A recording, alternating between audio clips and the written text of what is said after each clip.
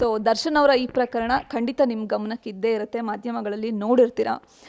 ಈ ವಿಷಯ ಗೊತ್ತಾದ ತಕ್ಷಣ ಅಂದರೆ ತುಂಬ ಶಾಕ್ ಆಯ್ತಾ, ಅರೆ ಈ ಥರ ಆಗಬಾರ್ದಿತ್ತು ಅಂತ ಅನಿಸ್ತಾ? ಏನನ್ನಿಸ್ತು ಈ ವಿಚಾರ ಗೊತ್ತಾದ ತಕ್ಷಣ? ನನಗೆ ಬೆಳಗ್ಗೆ 8:30 9 ಗಂಟೆ ಅಷ್ಟು ಸಾಕಷ್ಟು ಕಾಲ್ಗಳು ಬಂದಿತ್ತು. ಅದಾದಮೇಲೆ ಎದ್ದಿದ ತಕ್ಷಣ ಏನು ಇಷ್ಟು ಸಿಕ್ಕಾಪಟ್ಟೆ ಕಾಲ್ ಬಂದಿದೆ ಅಂದ ತಕ್ಷಣ ಯಾರೋ ಒಬ್ಬರು ಫೋನ್ ಮಾಡಿ ಟಿ ವಿ ನೋಡು ಫಸ್ಟು ಅಂತ ಹೇಳಿದ್ರು. ಟಿ ವಿ ನೋಡಿದ ತಕ್ಷಣ ಈ ಥರ ಹೋಗಿದೆ.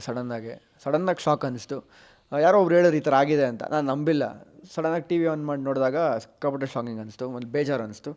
ಆಮೇಲೆ ಇಡೀ ದಿನ ಏನೇನು ಆಗಿದೆ ಮತ್ತೊಂದೆಲ್ಲ ನೋಡಾದ್ಮೇಲೆ ಗೊತ್ತಾಯಿತು ಈ ಥರ ಒಂದು ಆಗಿದೆ ಅಂತ.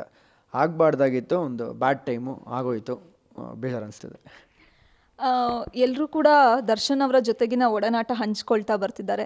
ನಿಮ್ಮ ತಂದೆಯವರ ಒಡನಾಟ ತುಂಬಾ ಚೆನ್ನಾಗಿತ್ತು. ನೀವು ಚಿಕ್ಕ ವಯಸ್ಸಿಂದ ಅವ್ರನ್ನ ನೋಡ್ಕೊಂಡು ಬರ್ತಿರೋ ಅಂಥದ್ದು. ನೀವು ಕಂಡ ಹಾಗೆ ದರ್ಶನ್ ಅವ್ರು ಹೇಗೆ?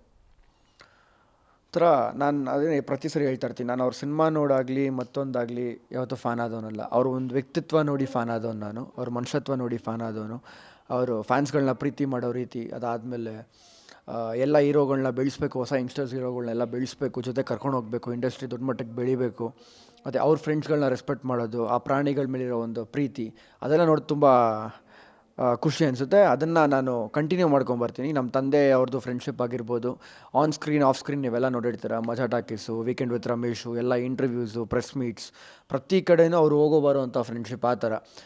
ಅದಕ್ಕೆ ಅದೇನೇ ಆಗಲಿ ಯಾವತ್ತಿಗೂ ಭಾಸ್ವರ ನಿಂತಿರ್ತೀವಿ. ಅದು ಪ್ಲಸ್ ಆರ್ ಮೈನಸ್ ಏನೂ ಮಾಡೋಕ್ಕಾಗಲ್ಲ. ಒಂದು ದೊಡ್ಡ ವ್ಯಕ್ತಿ ಇದ್ದಾರೆ ಅಂತ ಹೇಳಿದ್ರೆ ಅವ್ರನ್ನ ತುಳಿಬೇಕು, ಮಟ್ಟ ಹಾಕಬೇಕು ಅನ್ನೋದೇ ಒಂದು ಎಲ್ಲರದು ಆಗಿರುತ್ತೆ. ಅದು ಯಾವುದೋ ಒಂದು ಸಣ್ಣ ಸಿಗಾಕೊಂಡ್ಬಿಡ್ತು ಅಂತ ಹೇಳಿದ ತಕ್ಷಣ ಅವ್ರ ಹೆಸರನ್ನು ಎಷ್ಟು ಕೆಡಿಸ್ಬೇಕು, ಆ ಒಂದು ವ್ಯಕ್ತಿನ ಎಷ್ಟು ಕೀಳಾಗಿ ಮಾತಾಡಬೇಕು ಅಷ್ಟು ಕೀಳಾಗಿ ಮಾತಾಡ್ತಿದ್ದಾರೆ ಎಲ್ಲ ಕಡೆ.